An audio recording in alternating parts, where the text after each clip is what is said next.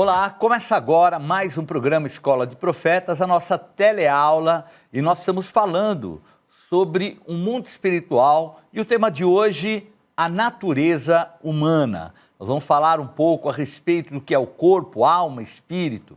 E para nós entendermos o que é espírito, temos que falar da diferença da alma e da aplicação no Antigo Testamento e no Novo Testamento.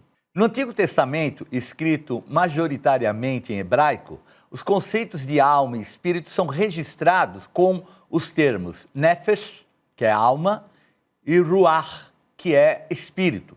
E a Septuaginta, que é a tradução grega do Antigo Testamento, ela verte esses termos para psique e pneuma, respectivamente, quer dizer, os mesmos que são usados no Novo Testamento.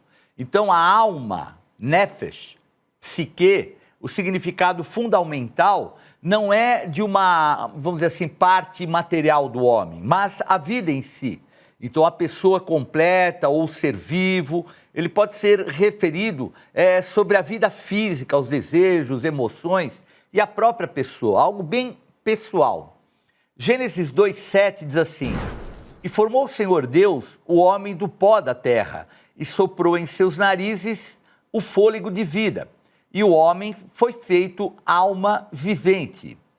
Então aqui alma vivente significa um ser vivo completo, mas veja que o termo, mais uma vez, nefer ou psique, já constitui algo um pouco diferente, que é a parte psicológica da alma, que são os sentimentos propriamente que a gente vai ver no Novo Testamento.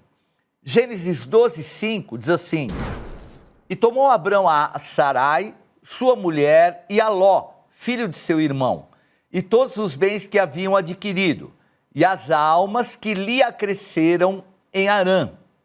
Então, nesse contexto, a gente vê que o mesmo termo, nefesh, quer dizer alma em termos de pessoas. Então, todas as pessoas que foram agregadas junto com Abraão naquele momento.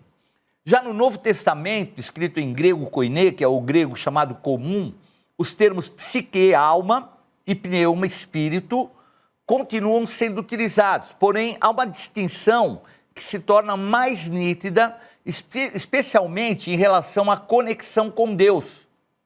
Então, a alma, o psique, mantém o seu sentido de vida, personalidade e emoções, mas com uma ideia mais clara do que, vamos dizer assim, aquele eu que pode ser salvo ou perdido e que sobrevive à morte física. Então, já é um pouco diferente, né? A alma nada mais é do que, no nosso entendimento, onde abriga os nossos sentimentos, o nosso próprio raciocínio, nada mais é do que o resultado, vamos dizer assim, de reações químicas que acontecem no nosso cérebro. Vamos ver Mateus capítulo 16, versículo 25, que diz assim: Pois quem quiser salvar a sua vida, perdê-la-á, mas quem perder a sua vida, por minha causa, achá-la-á. Pois o que aproveita o homem ganhar o mundo inteiro e perder a sua alma, que é o psique. Então, os três termos aí usados como alma é o termo psique. Então, aqui, vida e alma são a mesma palavra, sendo referido, a um ser eterno no contexto daquilo que vai ser herdado. 1 Pedro 2,11 diz assim: Amados, peço-vos, como peregrinos e forasteiros, que vos abstenhais dos desejos carnais que combatem contra a alma, no caso, a psique. Então, vejam que a alma ela é apresentada como alvo de uma batalha espiritual, porque as tentações que são manifestas no corpo, elas trazem uma expressão muito forte nos nossos sentimentos. Então, o homem, como é corpo, alma e espírito, ele não é um corpo que tem uma alma e tem um espírito, é um ser triuno. Então, às vezes a gente quer departamentalizar, vamos dizer assim, esse contexto do homem no seu ser total, mas é totalmente contraditório a gente ter essa visão. Ainda que nós sabemos que o Espírito é algo que é uma porção dada por Deus, que vai, obviamente, voltar ao Senhor. Então, o espírito é o fôlego de vida de Deus, é a natureza divina do homem que o mantém conectado ao mundo espiritual e invisível.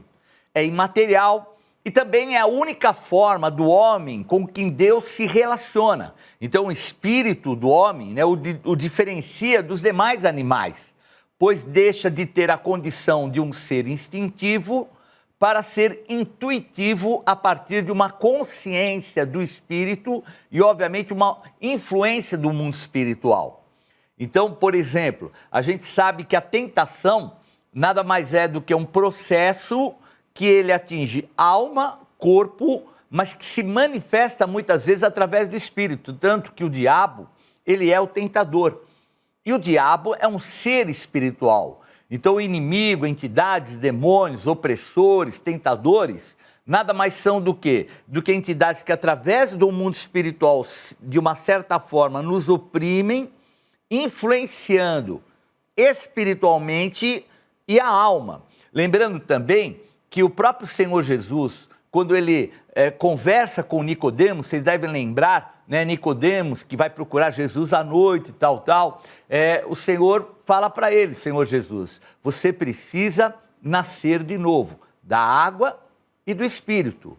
Então, a condição que o homem natural, depois nós vamos deixar isso daqui de forma bem clara, se relacionar é somente na alma. Então, ele é vítima muitas vezes de opressão de demônios, mas espiritualmente, no contexto do espírito, que é a nossa ligação com Deus, o homem espiritualmente está morto. Precisamos lembrar. Lembram que Adão e Eva receberam uma orientação de Deus? Se vocês pecarem, desobedecerem, vocês vão morrer. E eles morreram espiritualmente, nós não podemos negar essa verdade. Agora, em Cristo, as pessoas renascem, nascem de novo. Então, o contexto, vamos dizer assim, no Novo Testamento, ele é muito mais abrangente do que o Antigo Testamento, principalmente na condição do espírito. Então, quando você fala psique, você fala vida, que tem um vínculo com o corpo, mas fala também a condição de um contato no mundo espiritual. Então, é bem diferente daquele contexto que muitas vezes a gente vê no Antigo Testamento. E já a palavra espírito, que é a palavra pneuma, no grego é o sopro, é aquilo que enche. Então, nós começamos a perceber que essa palavra, né, o espírito, que é ruach, e também pneuma, carrega a ideia de um fôlego, de um vento, de um sopro. Então, é a força vital dada por Deus, mas também se refere ao poder e também em alguns contextos, até uma disposição interior do homem. Então, uma disposição que a gente pode chamar até de espiritual. Eclesiastes capítulo 12, versículo 6 diz assim: antes que se rompa o fio de prata e se despedace o copo de ouro e se quebre o cântaro junto à fonte e se desfaça a roda junto ao poço, e o pó volte à terra como era, e o espírito volte a Deus que o deu. Então, no Antigo Testamento, há uma proximidade muito grande naquela condição que a gente fala do psique, que no Novo Testamento tem um vínculo maior com uma questão de vida, de sopro mesmo de vida. Já aqui nós percebemos que a forma que Salomão coloca é o espírito, que é aquela porção que procede de Deus, que volta para Deus. Não só como um fôlego de vida, mas já um contexto espiritual. E vejam que essa situação, ela começa a se tornar até muitas vezes estranha a nós. Mas, bispo, a gente percebe que houve uma mudança em relação àquilo que era a forma de entender no Antigo Testamento e a forma do Novo Testamento. Então, é muito importante nós entendermos que Deus se manifesta de acordo com aquilo que é o conhecimento do homem. Então, o Antigo Testamento, nós vamos perceber que ele foi escrito até mais ou menos o ano 400 antes de Cristo. Então, antes desta época, não havia, vamos dizer, um conhecimento tão profundo até do mundo espiritual. Então a gente percebe que o conhecimento do homem, a época grega, a época chamada clássica, ela vai se manifestar a partir do ano 350, 300, 330, para ser mais exato, que é o domínio que começa por parte do Império Grego. Então os gregos começam a vir com as suas filosofias, de uma certa forma, eles vão descaracterizando o mundo espiritual em prol da filosofia ligada à sabedoria do homem. E é nesse contexto que vem surgir, porque há o alcance de uma maturidade por parte do homem ali no Novo Testamento. Então, por isso que a gente vê que muito daquilo que há no próprio Novo Testamento tem vários vínculos com as filosofias da época. Porque nada mais é a filosofia do que o conhecimento que parte do homem e do entendimento de onde procede esse conhecimento. Então, quem criou o homem foi Deus. Então, esse diferencial que há do Antigo Testamento em relação ao Novo Testamento nada mais é porque o homem já naquela época conhecia muito mais. Para você ter uma ideia, o Antigo Testamento ele foi escrito no idioma hebraico, e o Novo Testamento foi escrito na língua grega. E nós estamos falando, ambos escritos no Oriente. Então vejam que Israel fica no continente asiático e bem ali no Oriente Médio. Então ele já tem todo um contexto bem oriental. Mas veja que a influência grega que veio da Europa, ela foi muito grande, a ponto de fazer com que o Novo Testamento fosse escrito no idioma grego.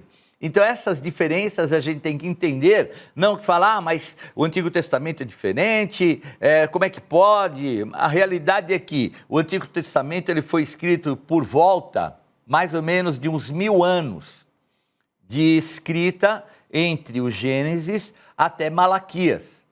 Agora, o Novo Testamento, ele praticamente, ele foi escrito vamos dizer assim, num momento áureo da humanidade, e nesse momento áureo da humanidade, em poucos anos, por volta de 50 anos, mais ou menos, é que foi escrito todo o Novo Testamento. Então, esse diferencial, ele é de muita importância. Bom, nós vamos a um pequeno intervalo, voltamos já já com mais programa Escola de Profetas.